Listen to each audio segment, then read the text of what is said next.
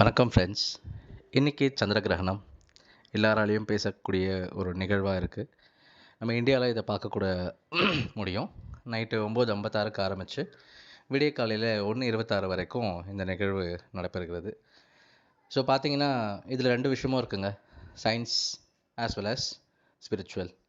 So சயின்ஸ்னு பார்க்கும்போது கண்டிப்பாக பார்க்கணும் அப்படின்னு ஆசைப்படுறவங்க தாராளமாக பாருங்கள், அதில் ஒன்றும் தப்பில்லை. இது ஒரு அற்புதமான நிகழ்வு, நம்மளால் பார்க்கக்கூட முடியும்.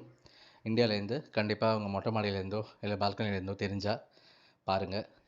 ஐ திங்க் 11 மேலே நமக்கு தெரியும்னு நினைக்கிறேன் இந்தியாவில்.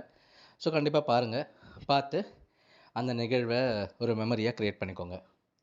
ஸ்பிரிச்சுவாலிட்டி அப்படின்னு வரும்போது நம்ம முன்னோர்கள் சொன்ன பல விஷயங்களை நம்ம ஃபாலோ பண்ணுவோம். ஸோ ஃபாலோ பண்ணுங்கள், சாமி கும்பிடுங்க, முக்கியமாக கைலாசநாதரை ரொம்பவே கும்பிடுங்க. ஏன்னா சந்திரன் கோவில் வந்து திங்களூரில் இருக்குது. அங்கே கைலாசநாதர் தான் ரொம்ப விசேஷமான கடவுள், சிவன். அவரோட தலையில் தானே நம்ம சந்திரனே இருக்கார். ஸோ அதனால் கைலாசநாதரை நினச்சி மந்திரத்தை சொல்லுங்கள். ஓம் கைலாசநாதரே போற்றி, ஓம் கைலாசநாதரே போற்றி, ஓம் கைலாசநாதரே போற்றி அப்படின்னு மந்திரம் சொல்லுங்கள். அதே மாதிரி சீக்கிரமாகவே சாப்பிட்ருங்க. டைஜஷன் ஆகாதுன்னு சொல்லுவாங்க. ஸோ அது நல்லதும் இல்லைன்னு சொல்லுவாங்க. ஸோ அதனால் சந்திர கிரகணம் டைமில் சாப்பிடாதீங்க, கொஞ்சம் சீக்கிரமாகவே சாப்பிட்ருங்க. அதே மாதிரி கர்ப்பிணி பெண்கள்லாம் கொஞ்சம் ரூல்ஸ் ஃபாலோ பண்ண சொல்லுவாங்க.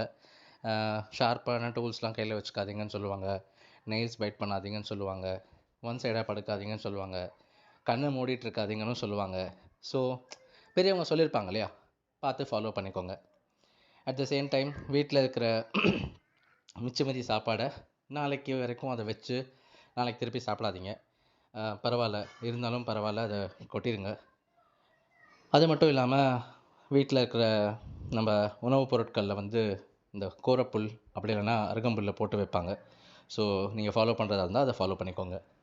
காலையில் ஒரு வாட்டி ஏஞ்சதும் வீடெல்லாம் பெருக்கி தொடச்சிட்டு குளிச்சுட்டு சாமிக்கு விளக்கேற்றிட்டு அதுக்கப்புறம் உங்கள் நாளை ஸ்டார்ட் பண்ணுங்கள். எல்லாமே ரொம்ப நல்லபடியாக நடக்கும். ஓம் கைலாசநாதரே போற்றி, ஓம் கைலாசநாதரே போற்றி, ஓம் கைலாசநாதரே போற்றி. வாழ்க வளமுடன்.